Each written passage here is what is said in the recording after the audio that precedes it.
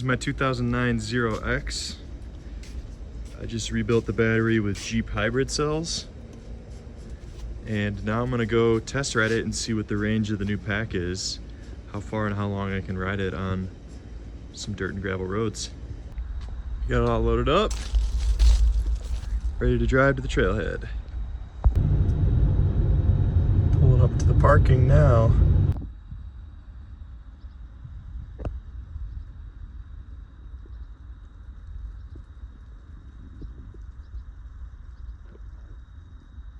All right, got that bike unloaded, ready to ride.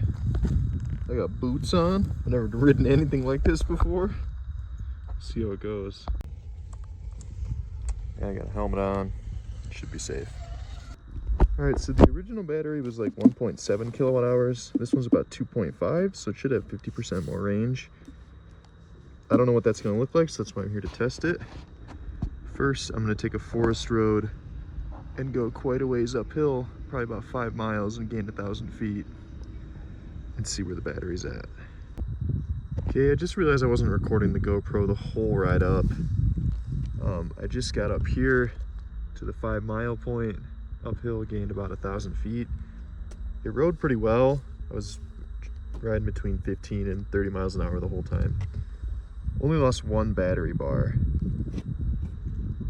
so that's pretty good. I actually brought a voltmeter here in my toolkit because this battery, these cells have a different discharge curve than the original Zero did. This isn't really accurate anymore. So I'm gonna check what my voltage is and extrapolate my state of charge that way. So, but that's the first time anyone's gone out motoing with only a voltmeter in their toolkit. I just pulled the voltage off the charging port here and it was at 53.9 volts. That's like 3.85 volts per cell. So it's probably above 75% charged. The battery doesn't feel warm at all. The motor's definitely a little warm, but not hot. All right, now that I'm actually recording, I'm gonna keep riding. I got above 75% charge.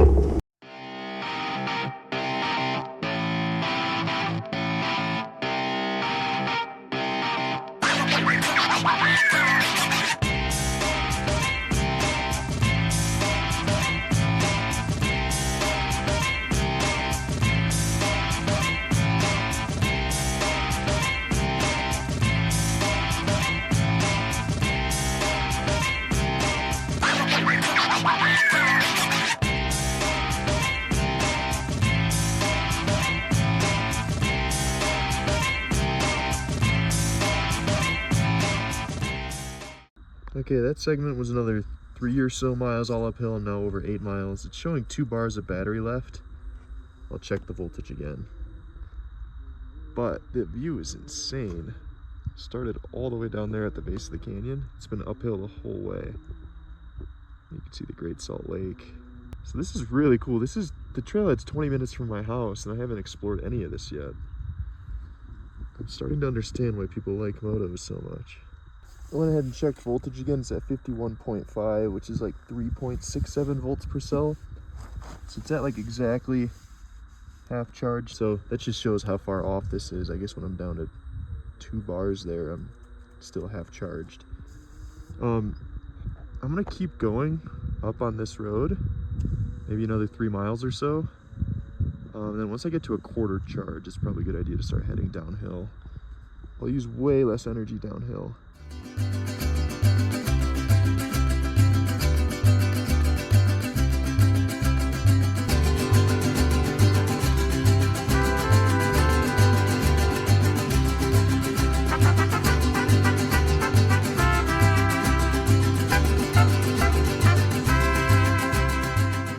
Went another couple miles.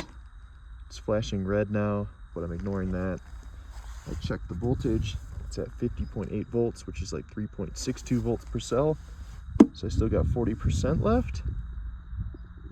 I know it's a little over a mile to the peak, so I'm gonna try and make it there. And it looks amazing. I'm like 3,000 feet up from there right now.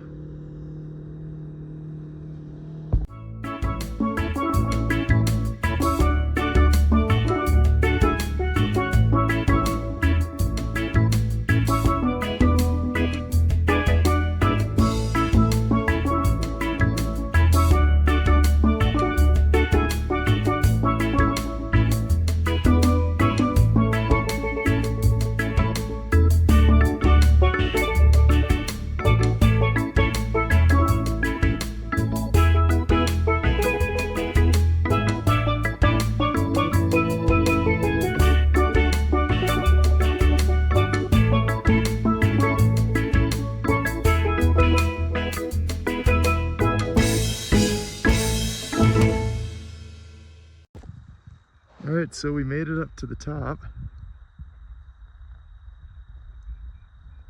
Right behind me. That's Bountiful Peak. That's almost at 10,000 feet. And the trailhead way down there is about 5,000. So I went up 5,000 feet and still have battery left. I'm actually surprised by that. I thought it would have been dead by now. Let's check how much is left.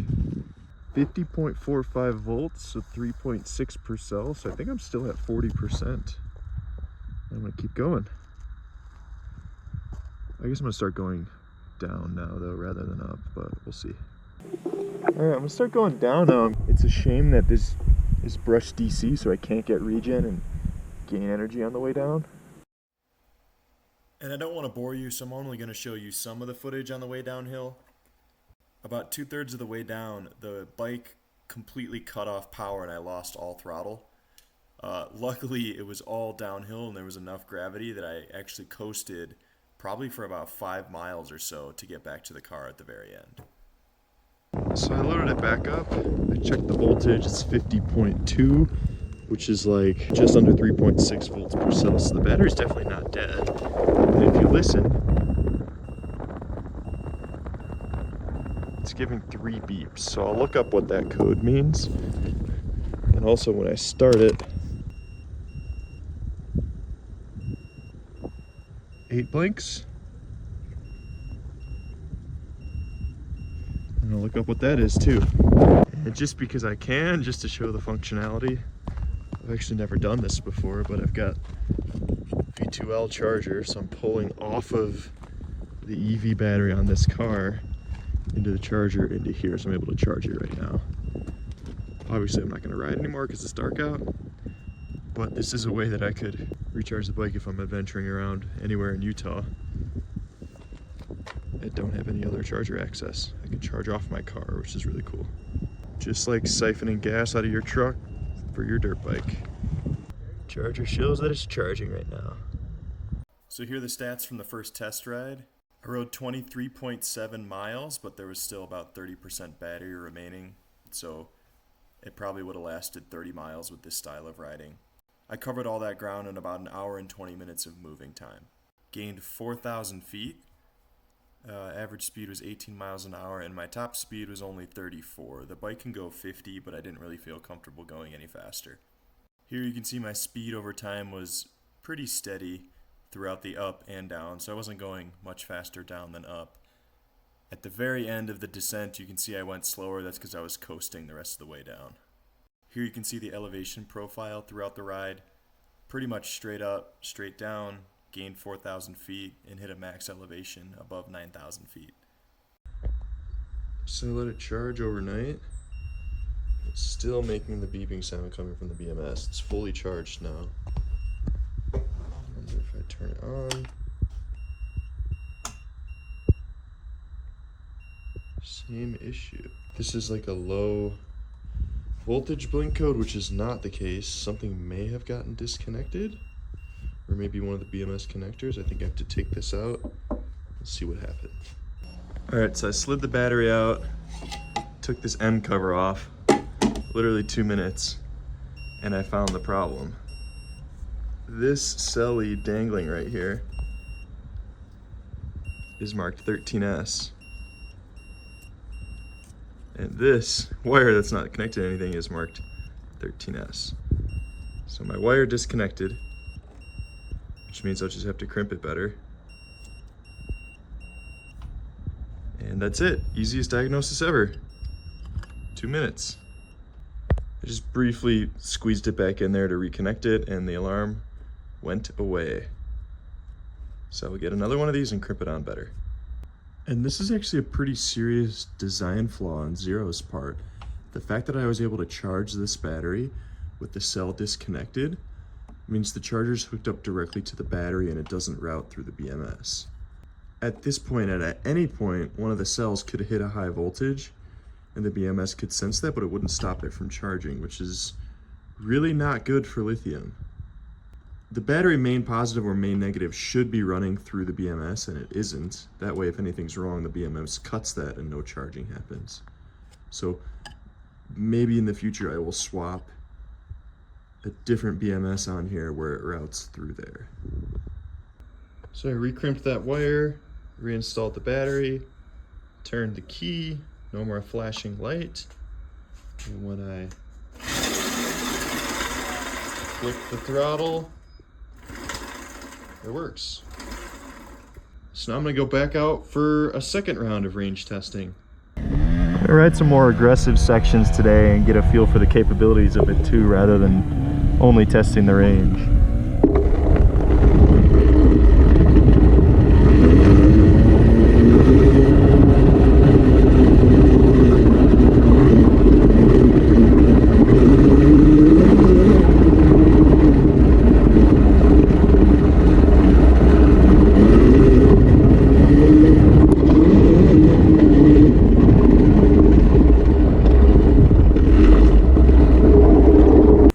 This stuff's kind of gnarly.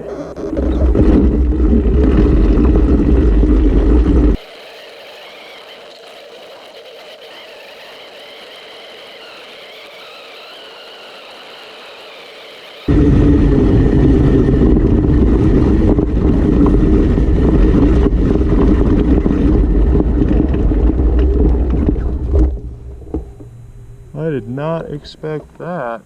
Oh man, that is like a sheer 30-foot drop off. Alright, I guess I'm not riding that. So that was a little over a mile, gained about 600 feet. Since the road's washed out, I'm gonna go back down and try and find another spot.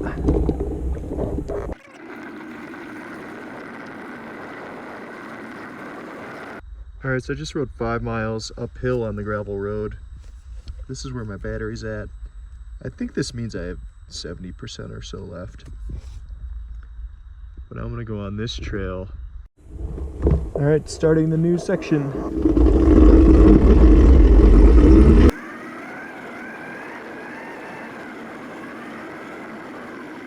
And I guess I'm gonna take this to where the road washed out and just go down.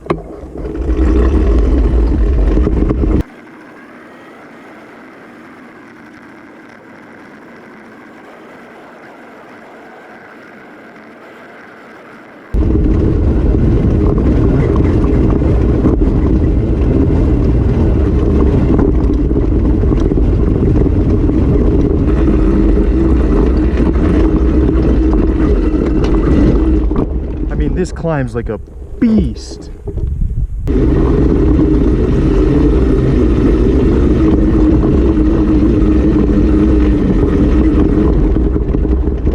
No big deal for Mr. Zero.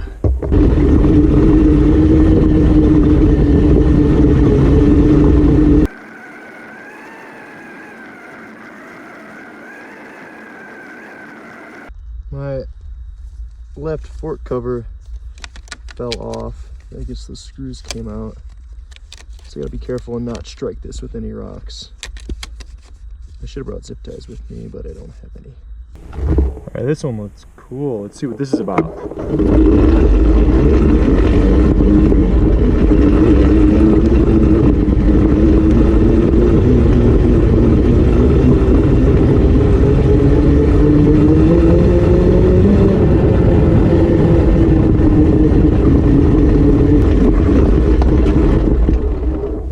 Nope.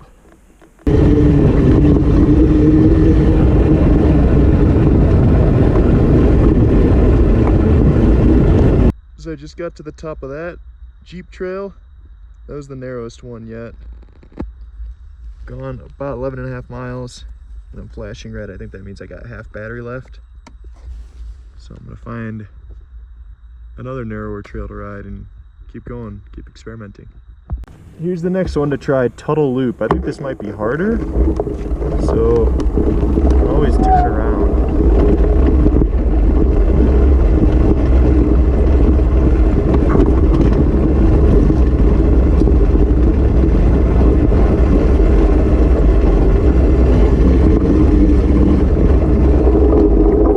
This is like the first actual single track yet.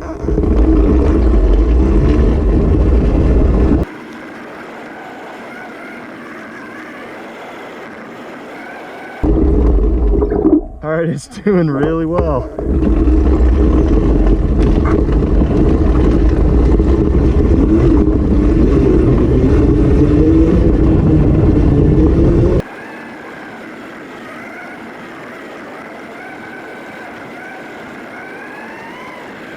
Now, I'm about to go up a pretty steep section here. I really don't know how much battery I have left. I really should put a little voltmeter indicator here with a cheat sheet of how much percentage that is. So, I'll go up this and see how it goes. I really hope I don't run out of juice and then have to go push up a hill for hundreds of feet.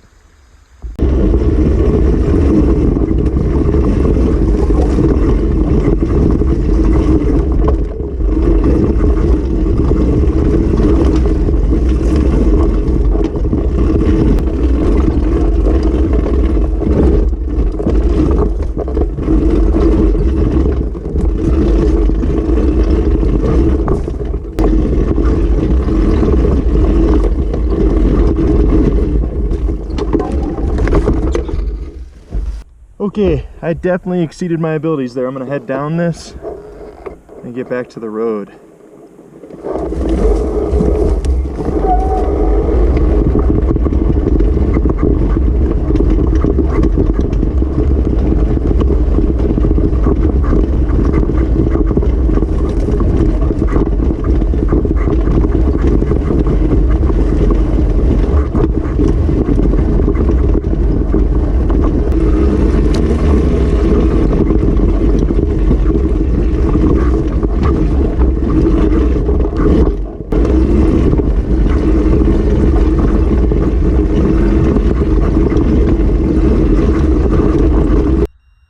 I've now ridden 17 miles and I'm getting a 5 beep. 5 beeps from the BMS here. I don't know what that means, but I'll start heading down to the car now. My guess is that the battery is hot and it's a battery temperature sound. So I just looked it up. It's 4 short, 1 long beeps. That means power pack low, which means voltage is low. So it's good that I have that warning before it starts to cut power. So I will start heading downhill now. And it's all downhill from here, so I can coast like the whole way.